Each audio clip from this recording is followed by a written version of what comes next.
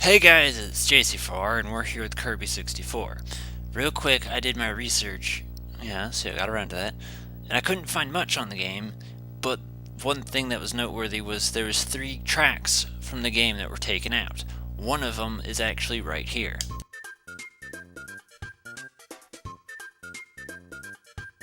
And then, upon exploring sound test more, I discovered Kirby changes his expression depending on the style of the song, such as this.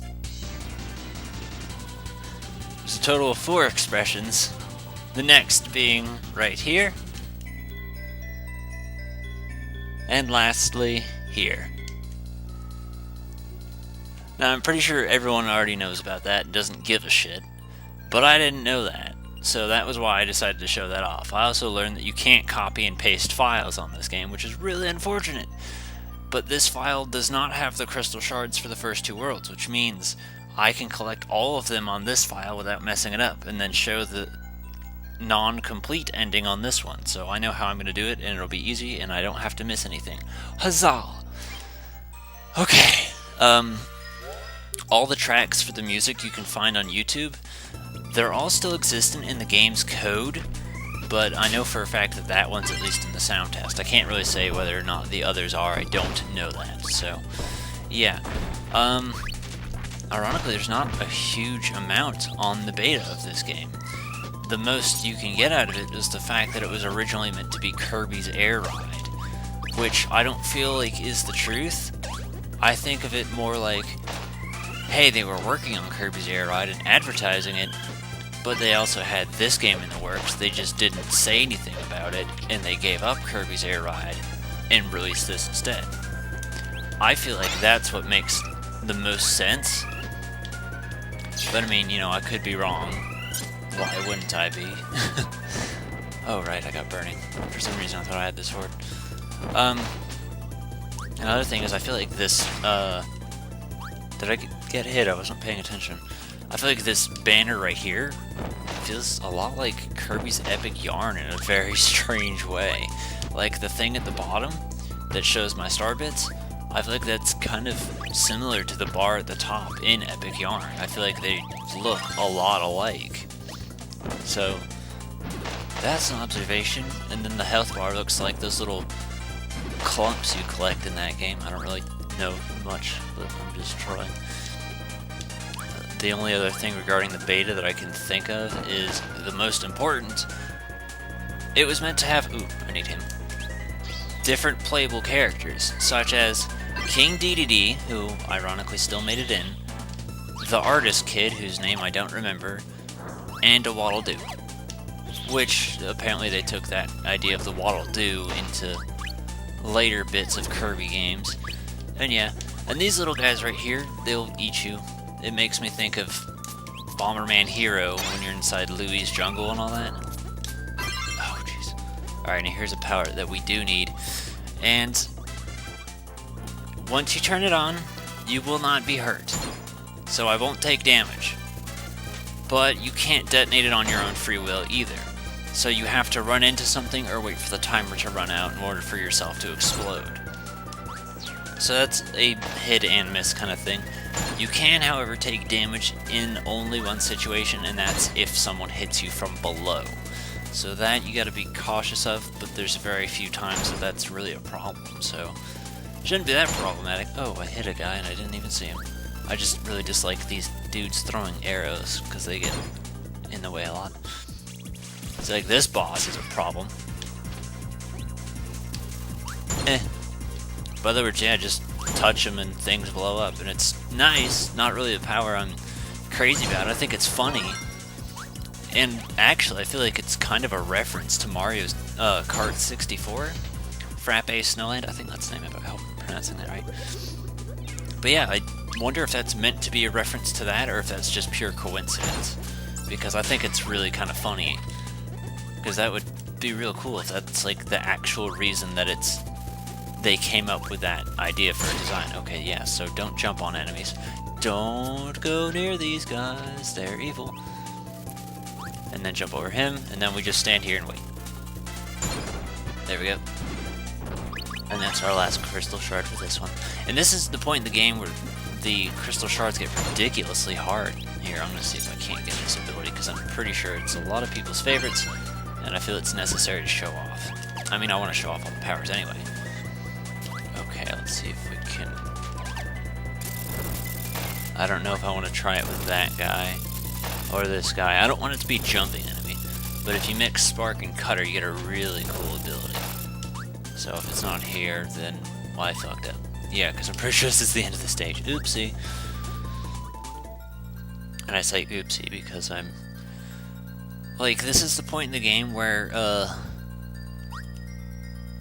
Oh, there we go, first fuck up. We're getting crystal shards gets really stingy with the power-ups. So, for instance, I need the volcano power, like, now. Actually, let's hang on to this, just until we can find rock. So this way, if we get the chance, we can show it off. If we don't, we don't. I actually could have made double spark just then. Why didn't I? But yeah, no, they're real stingy. You only get like a single shot, so it gets frustrating pretty damn quickly, I'll be honest. And, I mean, I guess that's just 100% problem if you're focused on that. Here you go, you can have that. Because other words, it's not so bad, but... Yeah, you gotta make sure to do things just right, because this is the only time you can get rock in this level, you know, when it's needed. So don't mess it up, don't lose it, kind of thing. Wasn't there something else about beta I want to discuss? I feel like there were certain things I wanted to discuss, but I don't quite remember it. I'm not really talking about what's going on in the game right now. This level is kind of interesting. It feels, again, very Bomberman Hero to me. This is kind of like the, shit, what was it? It was in Mazone Star. I think it was the 3rd level. And it would decide which area you go to, either the, oh, what was the name of that frozen lake? There was that, and then there was the, other ice level. But it makes me think of that. And that's just because of the way it's visually looks. I mean, it's pretty cool, but... I mean, I'm so late to this game that it just feels like it reminds me of everything but what it should. There's no point in this game where I think, hey, that reminds me of Kirby. Like, I'm not gonna think of that playing other games. Okay, he's dead. Good. Oh, and it's relevant to get those powers when you do, because little did I know, when you get into boss areas, the doors lock. So you kind of only got one chance. We don't need Volcano anymore, so I'm just going to toss it. The other 2 crystal shards aren't so bad. One's just timing, and another one's just paying close attention. So, yeah! Now we get in a raft from Waddle Dee. Did I say Waddle Doo earlier? I don't know. I hope I didn't. Not much was said. I want to say there's something about getting inside houses or something was one of the things described with his thing. It was a well-constructed sentence. Good going, JCR. But yeah, no, they had intentions with other playable characters. I feel like the painter's the one who strikes me as the most confusing because he died by a single hit when I fought him, so obviously he's not going to be much use. Actually, that's the thing. Sometimes where you see he'll give me a maximum tomato, if you have full health already, he'll just give you a 1-up. So the prizes can change, but it's usually one of the 2. So I guess that's important for no reason at all, but I can say it, so screw you guys. I don't know how Kirby knows that that's going to be the last waterfall, but he does. Attack! That was kind of cool. Here we go. Oh! There we go. Invincibility candy. First time it appears, actually. Now it's under, I want to say the 5th waterfall is the one we got to pay attention to. And so far that's 3 right there. 4, 5, nope, might be a 6 then. 6, there you go. It's been hard for me to pay attention to things like that. Don't get Cutter, actually. It might be nice because you're thinking to yourself, hey, you can get a power-up, but no, you don't want it.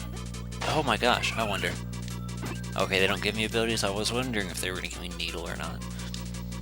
Because it feels like they should, and that's kind of in my defense why I was surprised when those cactus guys gave me powers, because sometimes you'll see enemies that you'll think give you an ability, and they don't, and I feel like it's hard to remember who gives you what unless you see them actively using it. If that makes even the slightest bit of sense. Alright, Curbs, let's Go. Ah, that was the thing. I meant to introduce. I guess I can still do that. Yeah, see, he's using fire, so you know you're getting fire from him. Burning, technically, still. Go. Up. And now let's see if we can... Oh yeah, you can also hold it above you, jump into them, and that's a good way to combine powers. Let's see if we can get up as high as we can, and then dash! I don't think we've showed off fire plus fire yet, but now we have. Alright, I'm stuck, I'm stuck! That's a very unfortunate thing that happens a lot with these logs, and I hate it. Up all the way. Burning! You're in a waterfall, Curbs. Alright, well there you go. Why are these logs covered in spikes? I'd like to know that much. I mean, I don't... When I see logs out in the world, they're usually not covered in spikes. They're usually pretty friendly guys. They float in water, sometimes make bridges. They pay their taxes. I got a mystery. What does it do? I don't know.